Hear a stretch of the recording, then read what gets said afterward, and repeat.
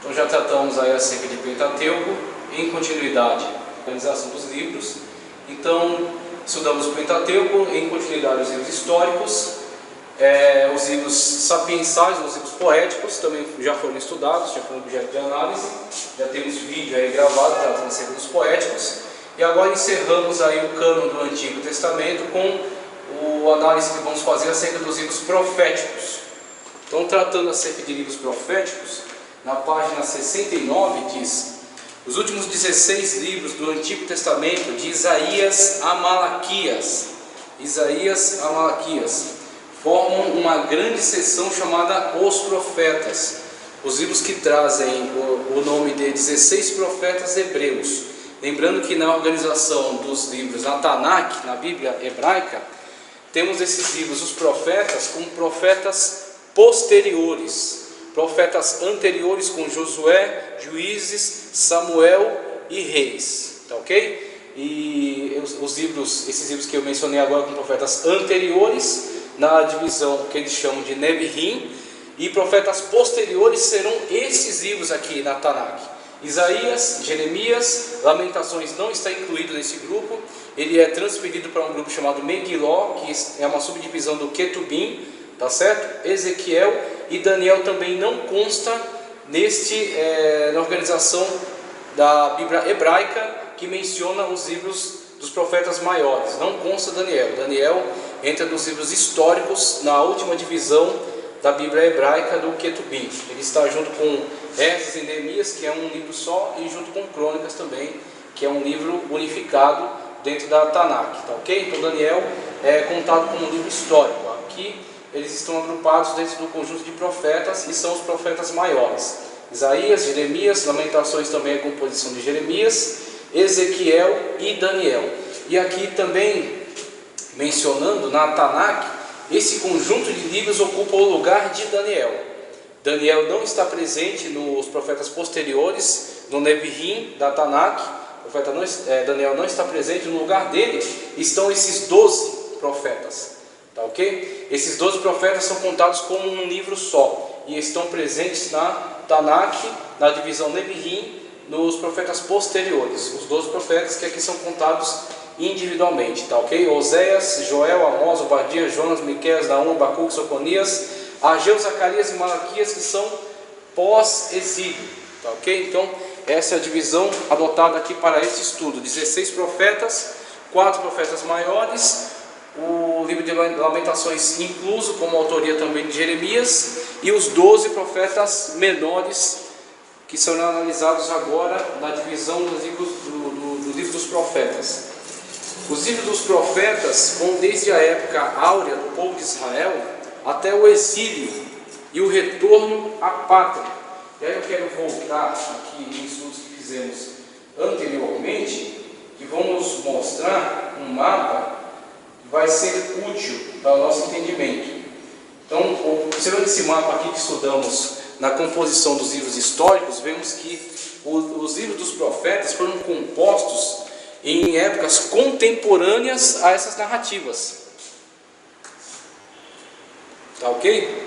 Os livros dos profetas vão desde a época áurea do povo israelita até o exílio. Então temos a época áurea do povo israelita, a entrada na terra com Josué, a conquista da terra com Juízes, o estabelecimento da monarquia com Samuel, e aí de Samuel, Reis, primeiro livro de Reis, segundo livro de Reis, narrando o contexto do início da monarquia com Saul, a substituição da dinastia de Saul para a dinastia de Davi, a promessa de Deus com relação à dinastia davídica, que nunca faltaria rei para se assentar no trono, que fosse da dinastia davídica. Isso vai se cumprir mais na frente com aquele que é chamado filho de Davi, né? Jesus, da descendência de Davi.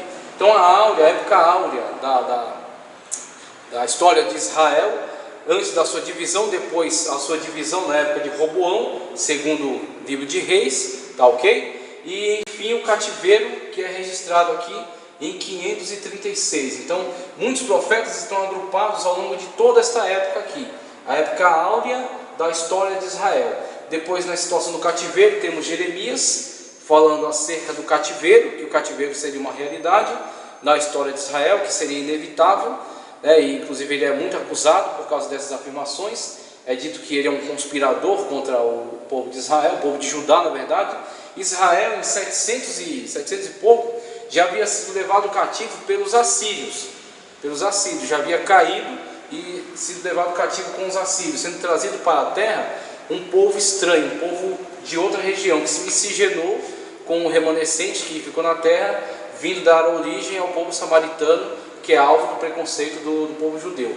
Então, em 536, temos, na verdade, o cativeiro de Judá e Benjamim, que haviam se integrado como uma tribo só, e que mantinham tanto a questão de ter o templo na sua terra, o templo em Jerusalém, como ter os reis da dinastia Davídica ainda reinando numa linhagem de continuação dentro do reino de Judá. Então, o cativeiro de Judá aqui, Jeremias nesta época aqui, Ezequiel dentro já do contexto do cativeiro, Ezequiel, Daniel, e depois os profetas pós-exílicos, com Ageu, Zacarias e Malaquias. Malaquias como pondo ser escrito em 400 e sendo considerado por Esdras o último texto canônico. Então temos aqui a abertura do cânon com épocas anteriores a Josué. Essa cronologia aborda a partir de Josué, 1406, 1445, a abertura do cânon com a inspiração de Moisés para compor o Êxodo, para compor o Gênesis, as narrativas acerca da criação até o patriarca Josué, com a entrada no Egito, depois Êxodo, a saída, até o Deuteronômio, quando chega nas planícies de Moabe, o poder é transferido então para Josué, aqui época já de 1406. O decorrer da história, cativeiro, retorno do cativeiro, até 400, quando então Esdras, não ele compõe tudo isso aqui, ele organiza todos os escritos aqui, ele organiza. O Pentateuco, já era uma coleção de livros previamente organizado, já entregue pronto, e esses demais livros aqui são organizados na Tanakh, a Torá, Nevi'im, Ketubim. Esdras compõe também uma obra sua, ele recebe a obra de Esther, que inclui também no cânon, e finalmente ele recebe a obra de Malaquias, o profeta Malaquias, 400 a.C. mais ou menos, que é considerado o fechamento do cânon. Então não à toa que a organização de livros da nossa Bíblia, da Septuaginta, Vulgata, da nossa Bíblia, a Bíblia protestante, coloca Malaquias num lugar adequado também, principalmente abordando essa questão cronológica. Malaquias é o último escrito, o fechamento do cânon, o fechamento do cânon do Antigo Testamento. Tá, ok? Então o cânon do Novo Testamento será debatido na aula de introdução ao Novo Testamento. Alguns profetas tiveram, só voltando aqui na página 69 ainda, aí desenvolveram suas atividades. Isaías, Miqueias e talvez também Joel, em torno de 700 a.C., mais de 100 anos antes da queda de Jerusalém, que está registrado ali em 536, tá ok? 536, 587, é mais ou menos, somente porque Babilônia teve algumas investidas contra Jerusalém. Então foi um processo de algumas investidas, troca de reis, estabelecimento de reis vassalos, até a total derrubada de Jerusalém e o cativeiro do povo judeu nas terras da Babilônia. Jeremias, Abacuque e Sofonias proclamaram suas palavras nos anos que antecederam a queda da cidade e durante o exílio. Ageu, Zacarias e Malaquias profetizaram durante e pós o retorno, a partir de 538, tá ok? 538 a data para retorno e a presença do ministério desses profetas. Alguns profetas tiveram outros destinatários. Jonas desempenhou sua missão especial junto aos pagãos de Nínive. Então começa a debater aqui em relação a outros profetas e as suas atividades diferenciadas, diferente desses profetas que foram abordados aí. Então, por exemplo, o profeta Jonas, ele recebe outra incumbência, ele não está relacionado ao tema principal abordado pela maioria desses profetas. Então, quando tratamos acerca de profeta Jonas, que aí eu tenho um mapa que mostra acerca de algumas cidades natais desses profetas, profeta Jonas de Gat-Hefer, tá ok? Gat-Hefer. E ele, tratando do profeta Jonas, ele fala: alguns profetas tiveram outros destinatários. Jonas desempenhou missão especial junto aos pagãos de Nínive, capital da Assíria. Deixa eu ver se eu tenho aqui um mapa que possa mostrar a região da Assíria. Mais atrás aqui eu tenho um mapa que aponta essa região. Só um minuto, já localiza. Então Jonas foi enviado numa missão diferente, uma missão com relação a outro povo, o povo de Nínive. Aqui, pronto. Esse mapa aponta aqui a terra para onde Jonas foi enviado. Então Jonas de Gat-Hefer, que foi apontado ali no mapa anterior, região da Palestina, tá, ok? Região da Fenícia, região da Palestina, Gat-Hefer, mais ou menos por aqui, por essa região, aqui a parte sul, Judá, parte norte, Israel. Jonas desce antes de cumprir o mandato de ida para a Síria. Ele desce aqui para o litoral e toma um barco para Tarsis, né? Tarsis já uma região que dá uma abordada aqui pelo mapa. Só que acontece aquela situação, né, preparada por Deus, onde ele é engolido pelo peixe e é vomitado na praia. E ele tem que tomar então caminho para a Síria, para cumprir o mandato de Deus para ele, na cidade de Nínive, a profecia que alertava Nínive acerca da sua destruição, caso não se convertesse dos seus maus caminhos. Nós vemos o posicionamento correto tomado pelo povo, de quebrantamento, de humilhação, e aí a mudança da história, a mudança do histórico sinistro que foi profetizado por Jonas, né? Nós vemos, os profetas são levantados com ministérios diferenciados. Então a maioria dos profetas tratavam acerca das situações que envolviam Israel, que envolviam Judá, né? Cativeiro, perseguição, né? Punição de Deus, restauração. Mas Jonas recebe uma incumbência bastante diferenciada. Daniel é descrito como um profeta em Babilônia. Então aqui é a época do cativeiro, como já vimos, né? O profeta Daniel enquadrado no período do exílio, né? Em 587. Entre 587 e 536 temos aí esta margem de período abordada aí dentro do exílio babilônico, que durou 70 anos. Então Daniel, né? Judeu também, levado em cativeiro para a Babilônia. Então sua atuação foi na região da Babilônia. Vamos ver aqui depois que Esther é constituída aqui na região da Pérsia, né?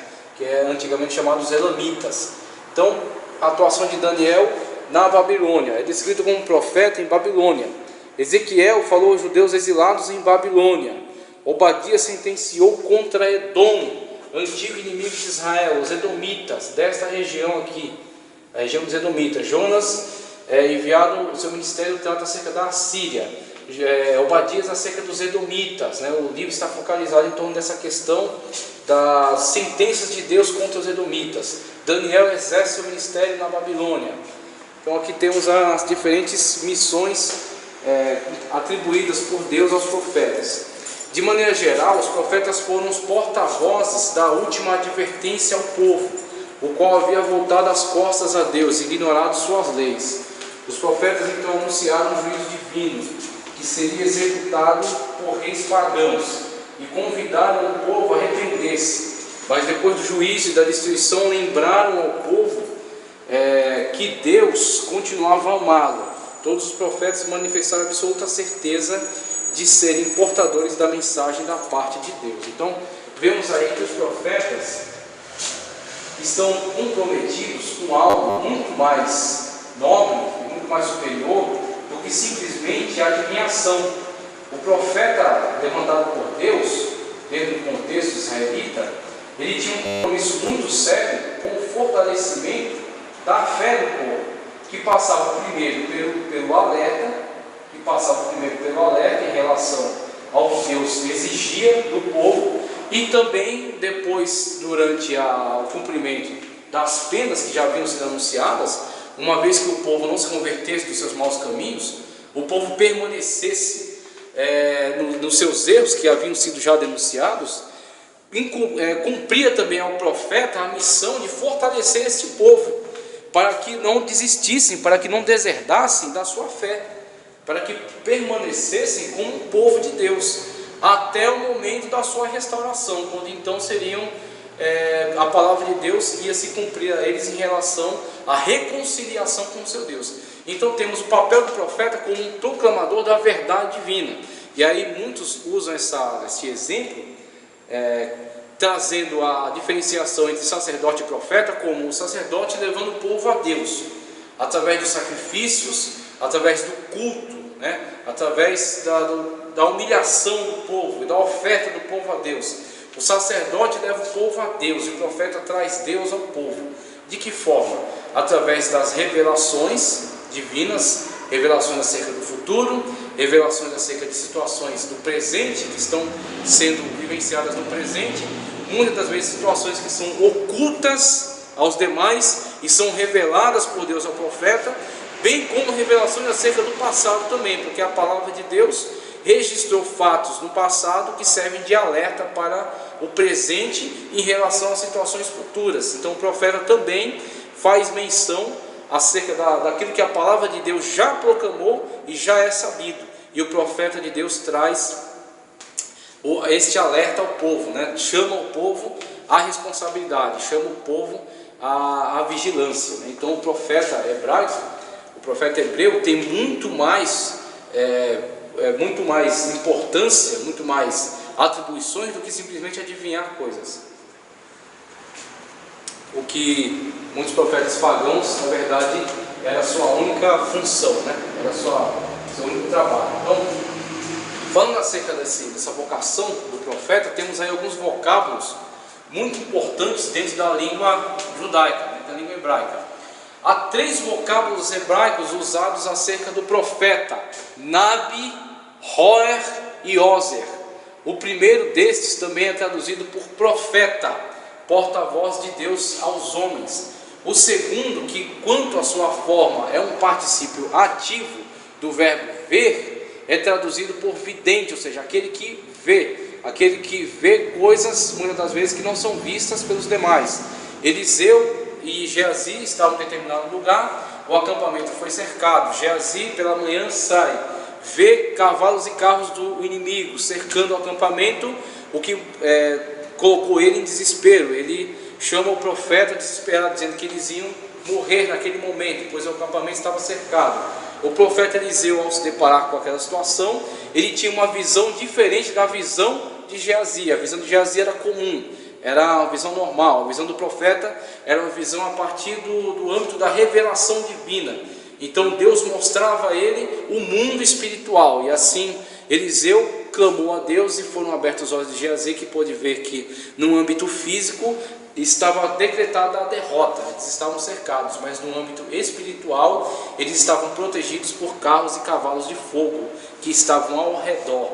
O inimigo estava ao redor, Deus estava ao redor. Este é o papel do vidente, do profeta: ver aquilo que os carnais não veem, mas os espirituais têm acesso através da visão dada por Deus. Então, ver traduzido por vidente. O terceiro, também um particípio ativo de outro verbo que significa ver. Infelizmente não tem sido traduzido por um termo português equivalente, e distinto do vidente, e distinto dos outros, sendo traduzido ou por profeta ou por vidente, mas não tem um termo específico para ele. É uma das dificuldades da tradução. Alguns verbos, alguns substantivos em língua estrangeira carregam um significado que não pode ser transmitido adequadamente para a língua que está traduzindo aquela. Então por isso que o termo vidente, que é traduzido, que é tradução de Nabi, é tradução de Roer, profeta é a tradução de Nabi, vidente é a tradução de Roer, e Ozer não encontra uma tradução adequada. Por isso que fica sendo traduzido ou por profeta ou por vidente, mas tem um sentido diferenciado, traz um sentido também de alguém que traz a revelação divina ao âmbito humano. Então o termo Ozer traz também, carrega um outro sentido diferenciado de Nabi e Roer, e é a questão de mostrar o profeta como alguém que está relacionado à revelação divina.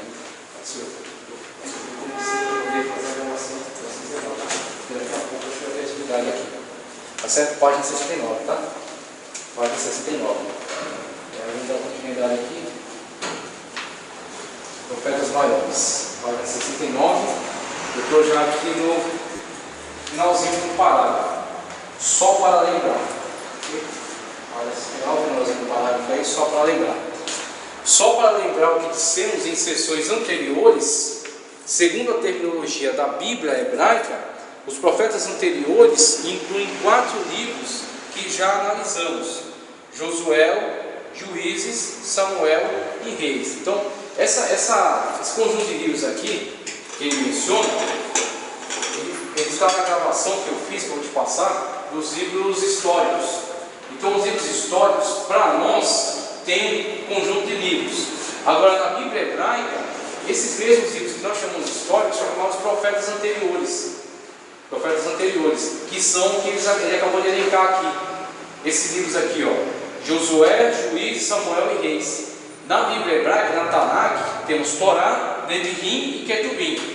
No Neviim, que são profetas na Bíblia hebraica, eles subdividem profetas anteriores e profetas posteriores. Profetas anteriores para a Bíblia hebraica são Josué, Juízes, Samuel e Reis.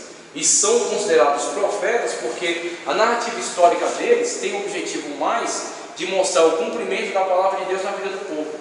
Então os judeus olham para esses escritos e chamam eles de profetas anteriores, porque eles registram o cumprimento da palavra de Deus na vida do povo. Esses são profetas anteriores. Profetas posteriores, quem são? Esses profetas aqui: Isaías, Jeremias, Ezequiel. Daniel não é considerado profeta na Bíblia hebraica, ele é considerado um livro histórico, porque Daniel, mesmo tendo sido usado em profecia, ele não viveu como profeta, ele viveu como um sábio, como um estadista, como um governante importante nas terras da Babilônia. Então Deus usou ele em profecia, ele escreveu escritos proféticos, mas ele não viveu como profeta, ele não viveu como Isaías, como Jeremias e Ezequiel. Então ele é colocado no final, no Ketubim, na divisão dos livros históricos, juntamente com Crônicas e com Esdras e Neemias. Ok? Então, o livro de Daniel, que consta para nós como profetas maiores, não consta como profetas na Bíblia hebraica, na Tanakh, e consta como livro histórico. Quem está no lugar de Daniel?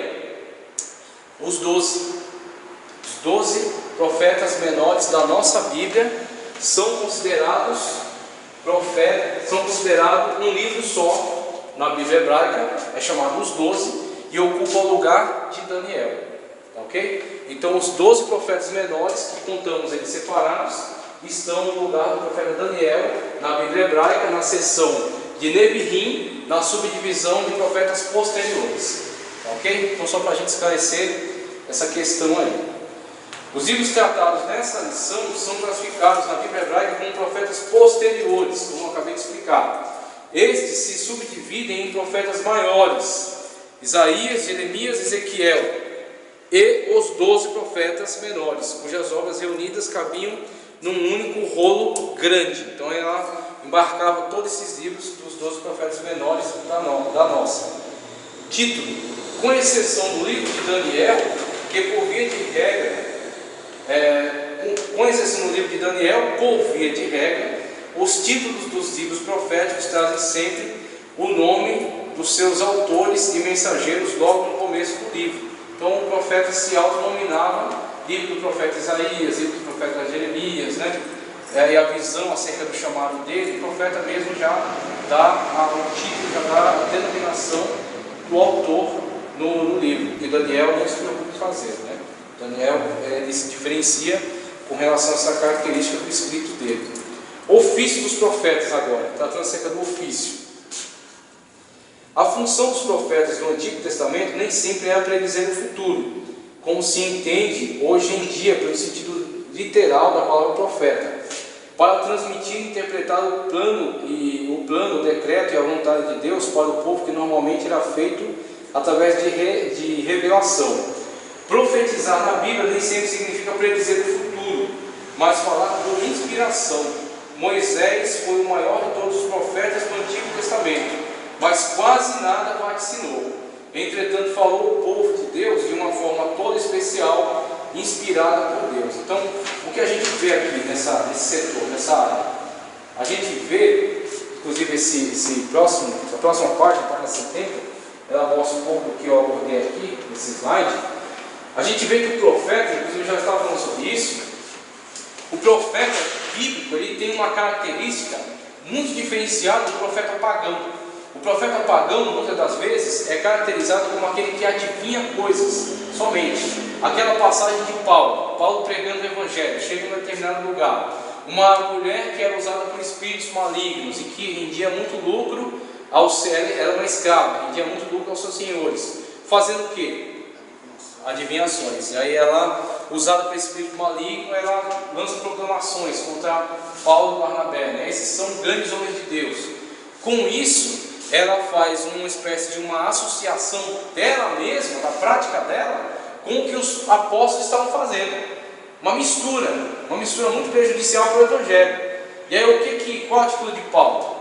Paulo repreende aquele espírito maligno e ele deixa aquela pessoa. Então vemos uma possessão maligna com um intuito de adivinhação.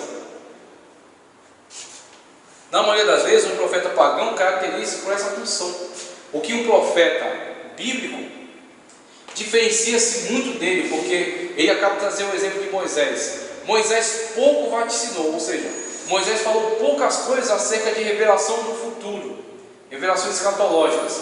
Moisés trata muito mais largamente nos seus escritos acerca de coisas que estão no passado, o registro de Gênesis, desde a criação até os inícios dos patriarcas, depois a história dos patriarcas até José, com a entrada do povo no Egito, e depois trata de coisas que estão relacionadas à vida prática. Isso mesmo. Coisas na vida prática, coisas que estão vivendo ali. Os 10 mandamentos, depois 10 mandamentos, as leis complementares, as leis do tabernáculo, as narrativas da peregrinação em Números, as narrativas da repetição das leis em Deuteronômio, acréscimo de algumas leis e discurso. Os discursos de Moisés em relação à obediência e desobediência, vida prática. O papel do profeta bíblico é levar Deus ao povo. De que forma? Através de inspiração divina e revelação. Nesse papel desempenhado, cabe o quê? Proclamação da palavra de Deus, revelação acerca daquilo que tem que ser corrigido na vida das pessoas. Então Deus mostra ao profeta aquilo que tem que ser abordado. Então tem que ser corrigido o problema de idolatria, problema de desobediência, problema de frieza espiritual. O profeta se relaciona com isso. O profeta se relaciona com a vida do povo. E também revelação acerca do futuro, mas é um dos papéis, não é toda a vida do profeta. O profeta fala também acerca de revelação do futuro. Então eu trouxe aqui 3 palavras muito importantes do Antigo Testamento acerca de profeta: Nabi, Roer e Ozer. Mas temos aqui outros na página 70, também o Nabi.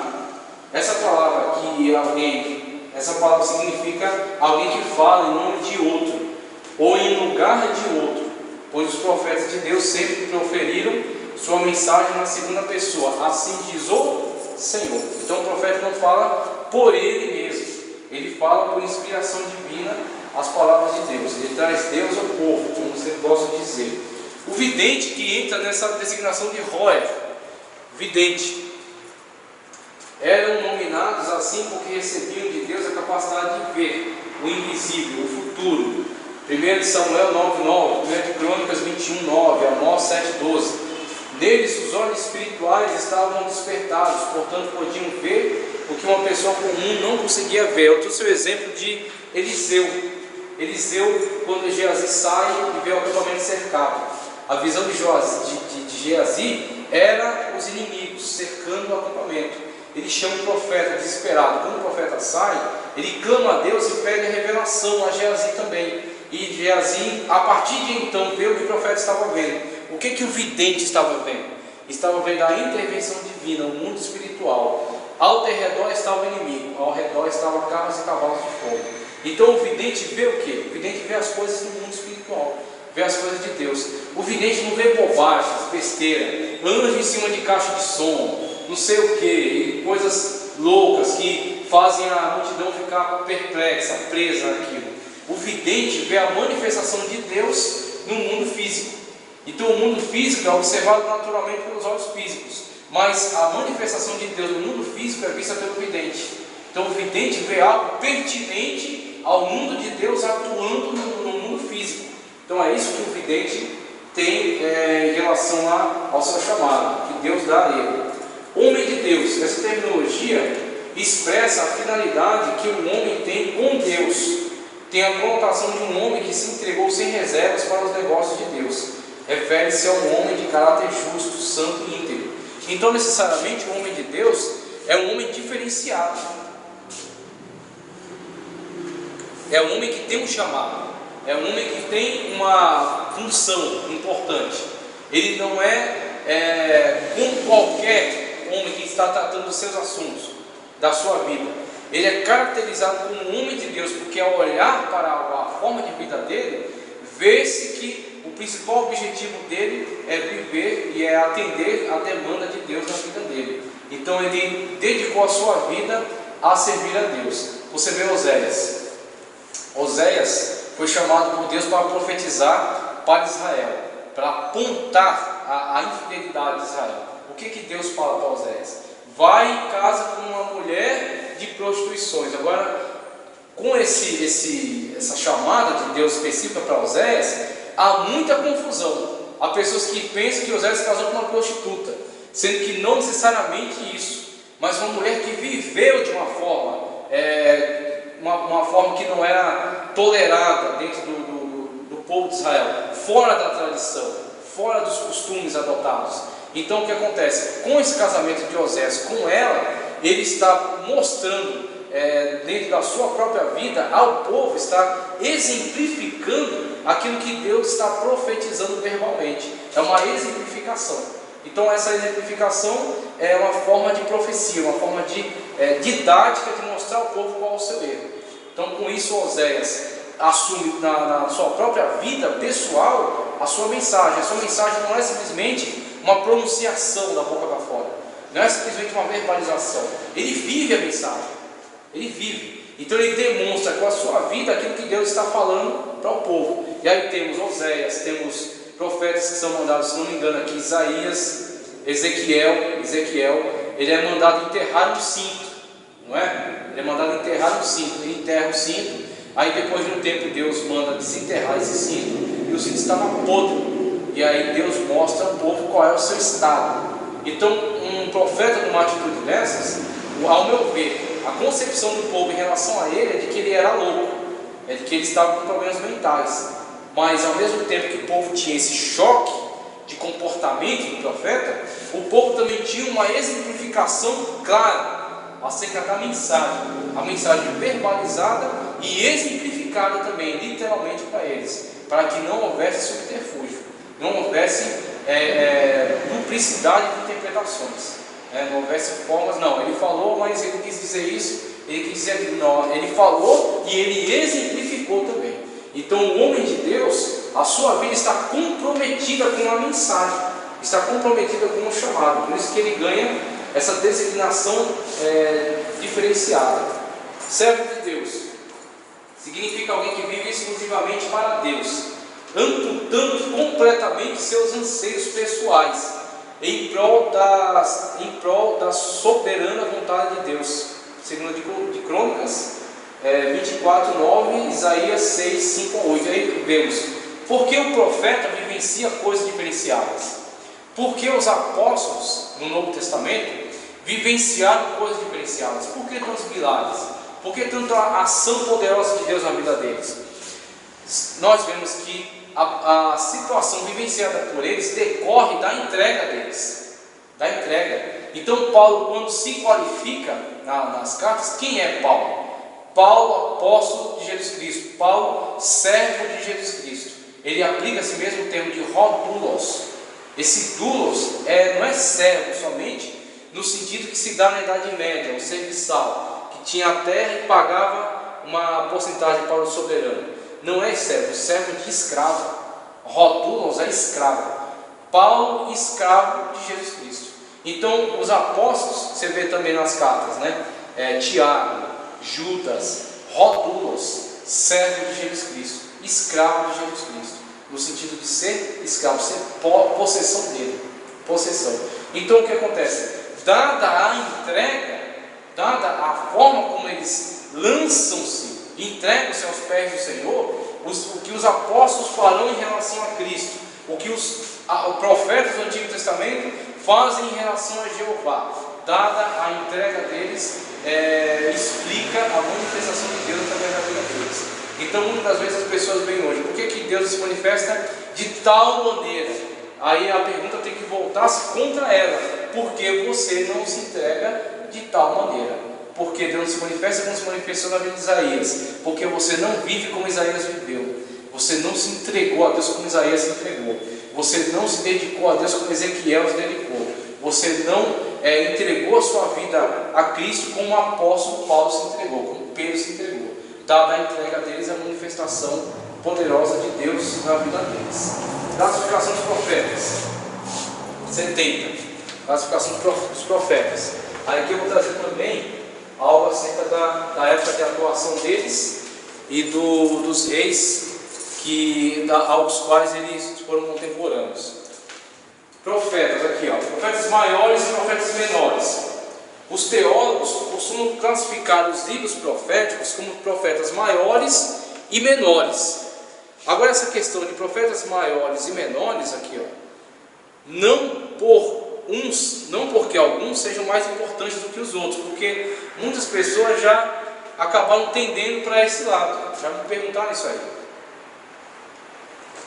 Por que ele é chamado profeta maior? Porque ele é mais importante do que o outro profeta, ele tinha mais autoridade, ele tinha mais poder de Deus, ele tinha mais... Não é. Essa questão é unicamente a questão escriturística, a questão do tamanho do livro, só. Profetas maiores, isso aqui é uma organização artificial. Ela não diz respeito ao mérito, ela não diz respeito à qualidade do livro. É uma organização artificial para uma melhor localização desses escritos na Bíblia. Então, uma organização lógica para eles. Profetas maiores, profetas menores. Profetas maiores por seus escritos serem maiores. Profetas menores por seus escritos serem menores. E os profetas menores pelos judeus. Alguns livros são tão pequenos que eles preferiram agrupar os profetas menores num livro só, dos 12.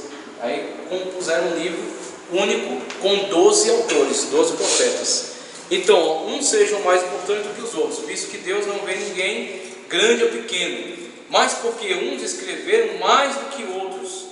Inclusive, até abordando essa questão do tamanho do livro e da escrita, há profetas na Bíblia que são tão importantes quanto esses profetas, e que alguns são até contemporâneos, mas nem deixaram registro, não deixaram escrito. Então, alguns profetas que não deixaram escrito: Elias, não existe o livro de Elias. Eliseu, não existe o livro de Eliseu. Natan, por exemplo, ele é mencionado nos históricos como compositor de algumas crônicas que servem de subsídio para a organização dos livros históricos, que forneceu subsídio para a composição do livro de Samuel, do livro de Reis. Mas ele não escreveu acerca das suas profecias, ou pelo menos não chegou até nós. Não foi considerada importante pelo Espírito Santo para a composição do cânone. Muitas vezes foi importante para a sua época, foi um subsídio importante para a sua época, mas não entrou para o cânone.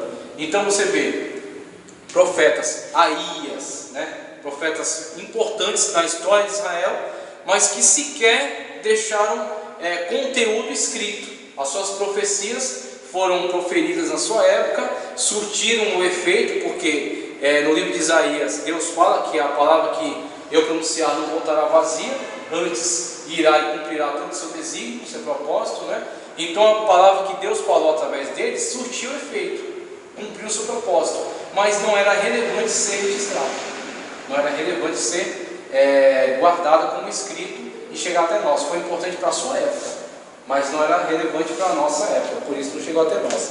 Então profetas que foram importantes, foram fundamentais, mas que sequer há registro das profecias deles.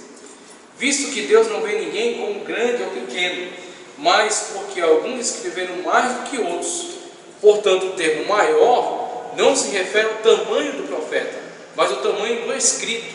Profetas anônimos, aqui ele vai falar agora, são aqueles que, embora foram usados como grandes instrumentos nas mãos de Deus, seus nomes são desconhecidos, Aí você tem, segundo livro dos Reis, 9, 1 ao 10, menciona.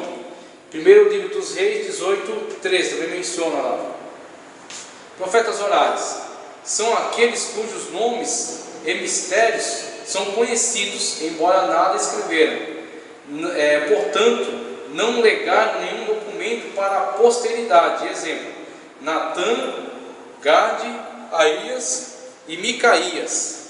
Então, profetas orais pronunciaram seus escritos.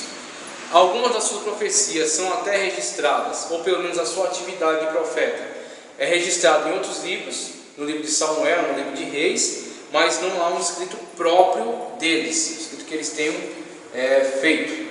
Então aí temos os profetas orais e profetas literários, finalmente. Estes são o contrário dos profetas orais. Trata-se dos profetas que exerceram que escreveram os livros canônicos, que possuímos hoje em dia em nossa Bíblia. Exemplo: Jeremias, Isaías, Amós, etc. E aí temos todo o conjunto dos profetas literários. Então, o que a gente precisa deixar bem alerta, bem atento, é que esses profetas registrados aqui não são todos os profetas. Eles são os profetas literários.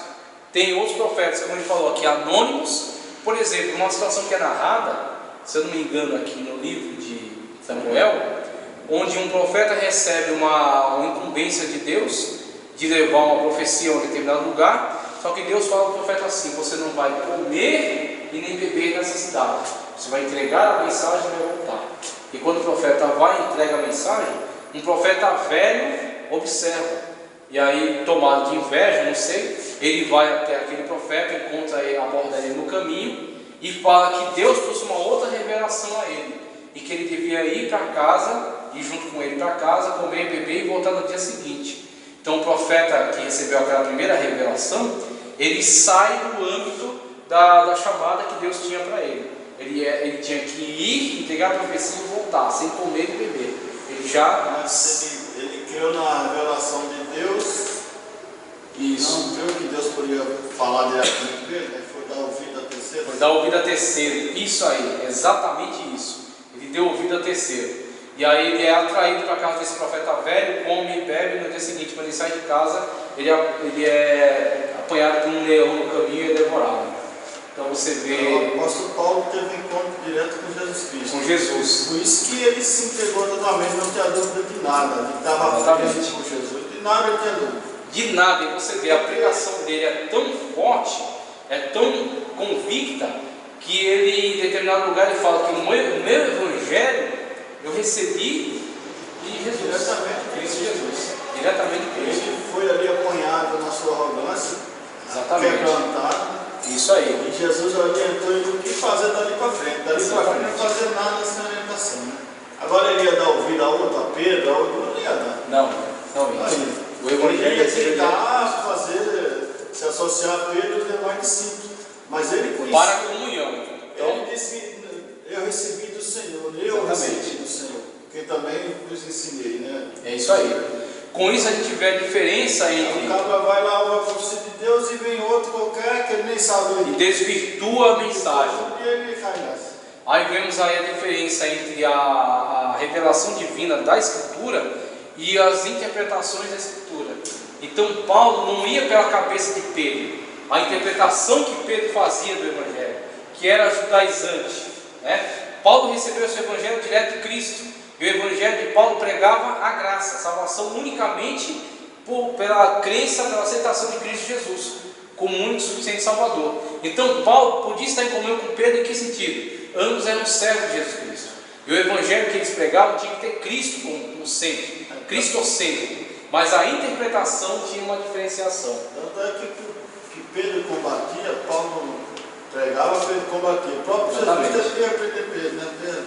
Pois é. Imunda aquilo que eu fiz. Verdade, aquela revelação do lençol que desce, que manda ele comer aqueles animais. Ele estava ali criticando Paulo por sua forma de agir. Exatamente. Jesus entrou a favor de Paulo, não desprezando o Evangelho da graça. Conhecendo Pedro, né? Porque exatamente. Trazendo Pedro para esse entendimento que Paulo já alcançou. E aí, Jesus chamou Paulo exatamente por ser conhecedor daquela natureza. de que da mesma coisa como ele era arrogante e era fanático na sua pregação do judaísmo, a partir do encontro que Jesus teve com ele, a revelação do Evangelho que transmitiu a ele, Jesus obteve um instrumento para a pregação da graça. A lógica tem que ser o contrário. Pedro ensinar Paulo. A lógica tem que ser o contrário, verdade. Jesus ensinou tanto e ele acabou não aprendendo. Não aprendeu, demorou para aprender. Era duro, né, de coração aí para aprender.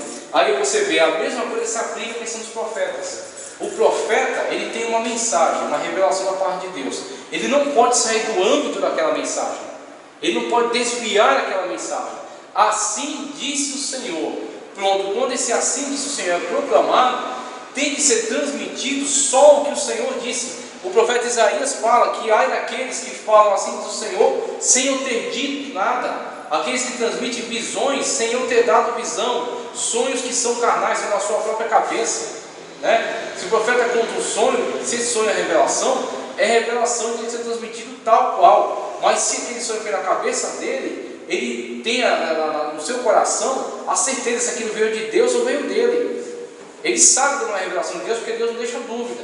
Então o profeta, muitas das vezes, quando ele está mal intencionado, ele manipula. E aí, por ele ganhar aquela confiança, Balaão veio de Deus que não tem como amaldiçoar o povo, né? Não tinha, porque a revelação não era para isso. E essa bênção foi interesse, sei lá, financeiro, de poder, financeiro. Tipo, né? Ele vendeu estratégia para Balaão.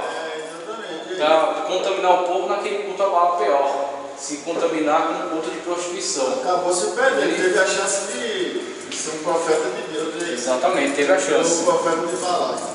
Teve a chance. Você vê, independentemente que ele não era judeu, não estava associado a Moisés, mas ele tinha um contato com Deus. Ele tinha um contato com Deus verdadeiro. Agora ele jogou fora em vista Acho de. que até pela curiosidade que ele tinha de ouvir falar que Deus fez tanto, né? Verdade. Aí ele tentou, como profeta, buscar conhecer Deus. Verdade, exatamente. E aí você vê, o profeta não pode sair do âmbito da sua mensagem, da mensagem que Deus entregou a ele. E aonde você vê profetas de diferentes atuações, profetas não literários que exerceram seu ministério, sua palavra foi contundente para a sua época, foi importante para a sua época, mas não era necessário, o Espírito Santo de Deus não julgou necessário que fosse guardado em registro. Ela foi para a sua época. É como às vezes você tem, Deus faz um milagre, um determinado milagre na vida de uma pessoa, mas aquele milagre que Deus fez daquela forma na vida daquela pessoa, não necessariamente ele precisa se tornar uma doutrina e ser usado na vida de outra pessoa. Se Deus multiplicou a farinha na casa de uma irmã e a irmã consumia lá junto com a sua família e não passou fome, Deus fez esse milagre na vida dela. É um particular de Deus com ela. Na vida de outra pessoa, Deus vai usar de outra maneira. Às vezes vai mandar alguém para trazer uma subsistência, ou vai abrir uma porta de emprego, a pessoa vai. Então, Deus tem uma maneira de atuar. Deus teve uma maneira de atuar específica na vida dos profetas orais. E a profecia dele foi relevante para a sua época. Deus teve outra forma de atuar através dos profetas literários. O profeta literário foi inspirado por Deus não só para profetizar, para verbalizar essa profecia, para demonstrar essa profecia na sua vida, né, através de atitudes, de uma coisa mais didática, uma coisa mais concreta, mas também guardar registro, registrar essa profecia. E aí temos Isaías, Jeremias, por exemplo, fez uso de um amanuense, de Baruque, que registrava para ele profetizava, e aquele profeta registrava. Alguns acreditam que Isaías tinha uma escola também de discípulos, que guardavam o seu registro. Ezequiel, que profetizou no cativeiro, né? Daniel, que era um grande estadista, e que recebeu muitas revelações escatológicas de Deus. Então, com isso nós vemos a atividade diferenciada deles. Já percebe que Isaías era parente do rei do seu... Era parente do rei Uzias. Então, aí o Daniel já estava dentro da Babilônia. Babilônia, outro contexto. Agora, tipo Eliseu já era meio do mato, né? Já havia, não era um profeta que tinha proximidade com a literatura, assim. Não era. Elias, inclusive, aparece no cenário sem genealogia, sem origem certa. Então, aparece do nada. João Batista da vida. Um João Batista, que vem na mesma inspiração de Elias, o Elias que havia de vir, a mesma característica de chamado. Isso aí foi extraordinário. Não tinha como escrever nada ali também, né? Pois é, João Batista só proclamou o Messias. Se não tivesse alguém do lado para escrever, não tinha como escrever. Agora, você vê, isso que você me citou agora foi ótimo. Por quê? Qual é o papel principal do profeta? O papel principal do profeta é proclamar aquilo que Deus mandou ele proclamar. Independentemente se ele realizou milagre ou não. Você vê João Batista, qual foi o milagre que ele fez? Não fez milagre nenhum, não escreveu nada. Só anunciou o poder do Senhor. Era o papel dele. O papel dele era esse, anunciar o Messias. E Jesus falou que dentro do nascido de mulher não há maior do que João Batista, porque o papel dele era esse e ele desempenhou o seu papel. Ele proclamou a vinda do Messias, anunciou o Messias, o precursor do Messias. Então João Batista era um bom exemplo disso aí. Percebe que Deus valoriza muito a simplicidade, as coisas simples. É verdade, exatamente. Aí o povo fica querendo apresentar, querendo enfeitar, né? Querendo coisa grande para poder o seu nome também aparecer, né? Grande e não ajuda o que é pequeno às vezes, necessidade. Exatamente. Então as pessoas às vezes colocam muitos acréscimos que não são da vontade de Deus, não são do chamado de Deus para a vida delas. Aí você vê, o profeta Isaías, só para contextualizar aqui, ele viveu entre 738 e 680 a.C., contemporâneo de Uzias, Jotão, Acás, Ezequias e Manassés. Jeremias, ele viveu entre 627 e 580. Foi contemporâneo de Josias, Jeoacás, Joaquim e Zedequias. Todos contextos próximos já do cativeiro babilônico, né? Profetizando acerca do cativeiro, e por isso que tem essa constante mudança. Josias, que fez a grande reforma, aí depois vem os outros reis. Aqui na questão, Josias morre vítima de uma guerra que teve com um faraó da época, e aí depois desse contexto de Josias vem a intervenção da Babilônia em Judá. Então por isso que tem essa troca constante de reis aqui na época de Jeremias, porque o rei da Babilônia trocava, colocava outro rei vassalo, aí ele se rebelava, tentava uma aliança com o Egito, ele ia lá e trocava de novo, até que Judá, Jerusalém caiu completamente, quando os babilônios invadiram e destruíram com tudo e levaram o povo cativo. Quando o povo é levado cativo, Ezequiel aparece no contexto, em 592 a 570, em pleno cativeiro, quando ele profetiza, trazendo revelações de Deus ao povo, dentro do contexto do cativeiro, e falando também acerca da restauração, falando acerca da punição, mas falando também acerca da restauração. Então o papel do profeta é estar com o povo, é trazer Deus ao povo, é mostrar que Deus pune, mas é mostrar também que Deus resgata, é mostrar que Deus castiga eles por causa das atitudes erradas, mas é mostrar que Deus também tem um poder restaurador sobre a vida deles. Então você vê o papel do profeta relacionado com a vida do povo, a vida espiritual do povo. E Daniel, já dentro da questão do cativeiro, como atuando não tanto como profeta como esses, mas como um estadista, né, como um grande sábio da época, e trazendo revelações com relação à restauração de Israel, e mais ainda com relação a aspectos voltados para o futuro, né? A profecia escatológica das 70 semanas de Daniel. Então você vê aí os importantes papéis desempenhados pelos profetas. E os profetas menores, a contextualização deles. Aí temos Oséias, viveu entre 793 e 753, perdão. 793 e 753. Contemporâneos de Uzias, Jotão, Acás e Ezequias, reis do norte, Jeroboão. E aí você vê que Oséias é contemporâneo de Isaías, dos mesmos, na época de atuação de Isaías, também foi a atuação de Oséias, né? Aí você vê Joel em 835 a 830, mais antigo, né, do que o profeta Oséias, mais anterior a ele. Os reis não são mencionados no livro, não são contextualizados quais são os reis da época.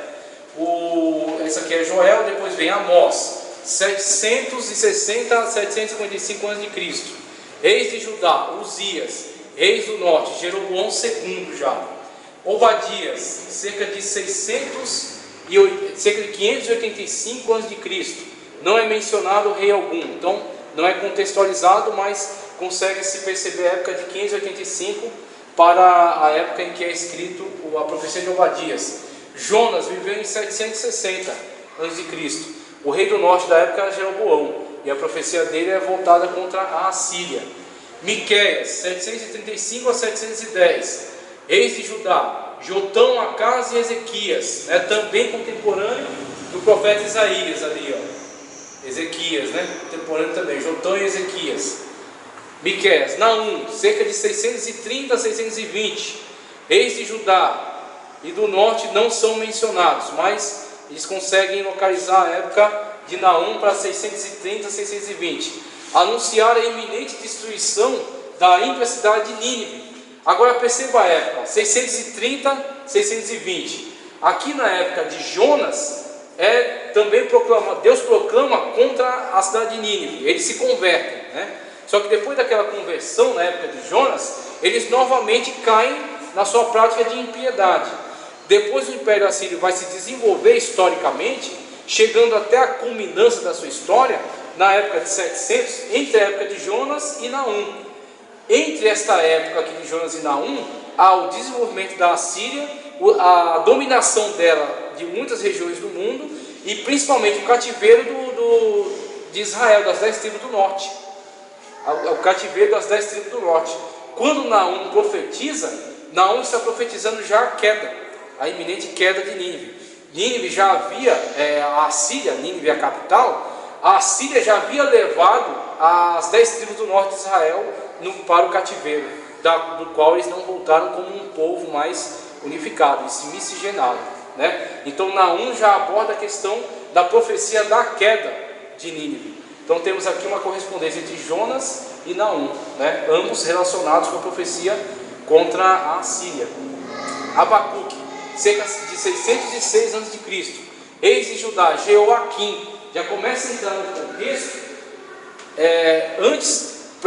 próximo do cativeiro, aproximando-se já da questão do cativeiro babilônico, quando há essa intensa troca de reis por parte do rei da Babilônia, que quer colocar um rei vassalo ali. Esses profetas estiveram tudo bem próximo do outro. Próximos, todos bem próximos. De 200 anos. Coisa assim, menos 100, 50, 80, 200, coisa assim. Bem próximo. Isso, exatamente, bem próximo do outro.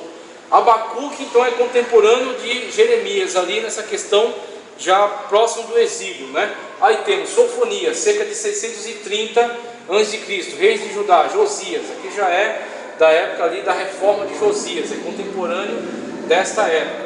Ageu, Zacarias e Malaquias, esses três aqui, ó. Aqui temos antes do exílio babilônico, aqui os três pós-exílicos, profetas pós-exílicos. Ageu, Zacarias e Malaquias. Ageu 520, primeiras décadas pós-exílio, exortar o povo judeu à retificação do templo. Então aqui já houve o cativeiro. Ezequiel já abordando a profecia dentro do cativeiro, né? Daniel também presente dentro do cativeiro, e aqui temos Ageu profetizando já acerca da reconstrução pós-cativeiro aqui já. Aí temos Zacarias profetizando também depois do exílio da Babilônia, pós-cativeiro, e Malaquias, que é importantíssimo para nós, porque na época da composição do cânon, e aqui deixa eu ver se eu encontro o mapa que eu usei agora há pouco. Não vai estar, vai lá atrás, não tem problema. Na época do fechamento do cânon, o contemporâneo de Malaquias é Esdras, que na abordagem dos históricos, que eu já coloquei nesse vídeo aqui, você vai ver depois, é a época onde o cânon está sendo organizado para ser fechado. Qual é o último escrito que vai fechar o cânon? O cânon abre em 1445 com Moisés, e ele é fechado com a organização que Esdras faz quando ele recebe o último escrito canônico, que será Malaquias. Fechou e não tem registro mais de tudo que vem depois de Malaquias é apócrifo, né? E aí vem uns 400 anos de silêncio, até quando João Batista aparece, e aí profetiza precursor do Messias. Então temos aqui uma visão geral acerca dos profetas, e aí temos uma breve cronologia para encerrando nossa aula, uma breve cronologia acerca dos profetas, né? Obadias